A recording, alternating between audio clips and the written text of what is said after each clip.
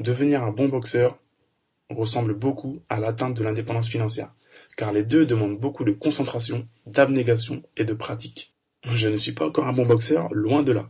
Mais j'ai choisi de filmer un entraînement pour vous montrer que même si vous êtes un débutant, il est possible de vite progresser.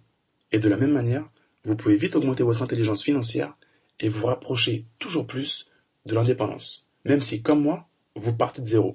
Le premier point commun est que vous seul pouvez décider d'y aller. Vous seul pouvez décider de faire l'effort d'aller vous entraîner, ou pas.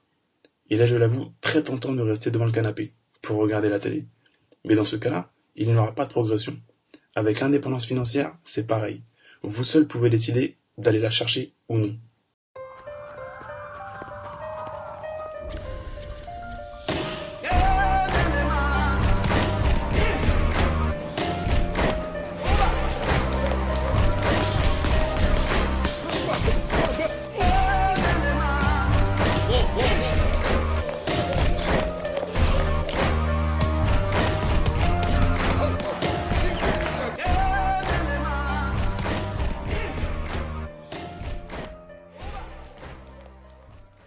Le deuxième point commun est qu'il faut chercher les relations de mentorat.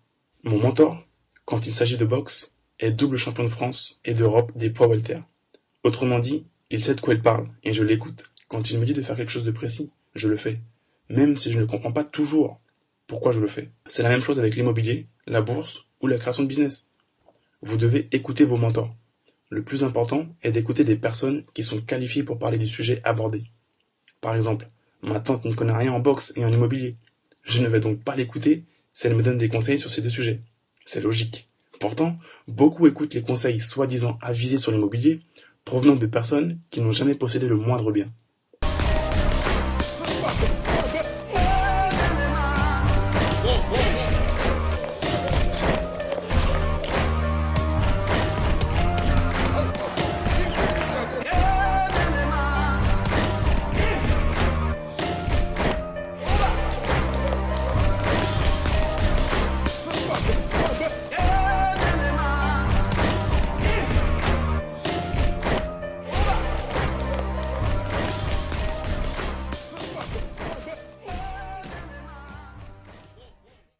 Le troisième point commun est qu'il faut mettre le premier coup de poing. Contrairement à ce que veulent nous faire croire les médias, la majorité des personnes indépendantes ne le sont pas devenues grâce à un héritage, au loto, ou encore en se mariant à une personne fortunée. Non, elles ont construit leur fortune toutes seules et en partant de zéro.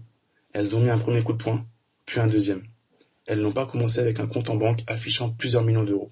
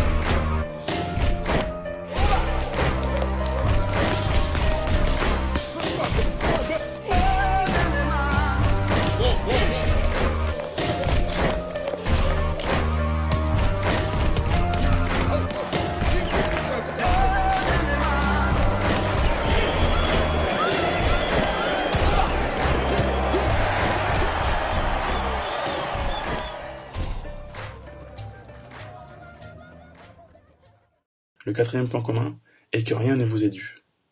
En boxe, comme sur le chemin de l'indépendance, vous allez vous prendre des coups. Pour progresser, il faut changer de mentalité et ne plus penser que tout nous est dû, que c'est le gouvernement qui doit prendre soin de nous, que c'est la faute aux autres, que ce n'est pas juste. Rien ne nous est dû. Si on se prend un coup, c'est parce que nous avons fait une erreur. Toute erreur est bénéfique tant qu'on ne la reproduit pas une deuxième fois.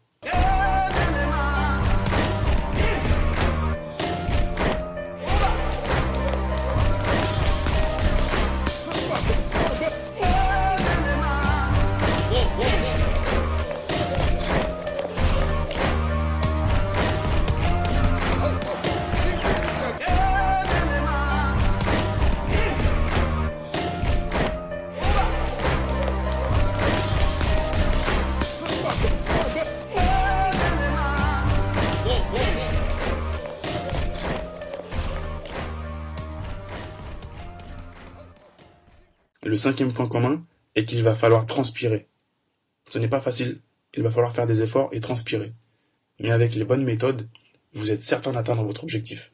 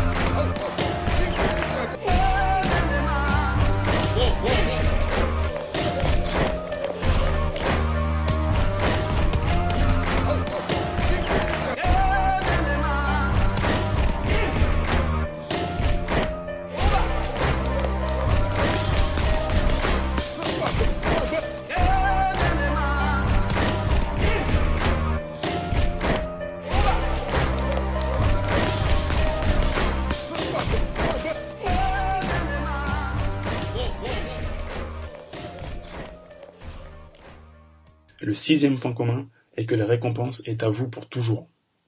Le boxeur qui a amélioré son jeu de jambes ne pourra plus le perdre. Le boxeur qui a décroché un titre le gardera sur son palmarès. Une personne qui est éduquée financièrement gardera cette éducation. Si elle part tout, elle saura se remettre sur ses pieds très rapidement.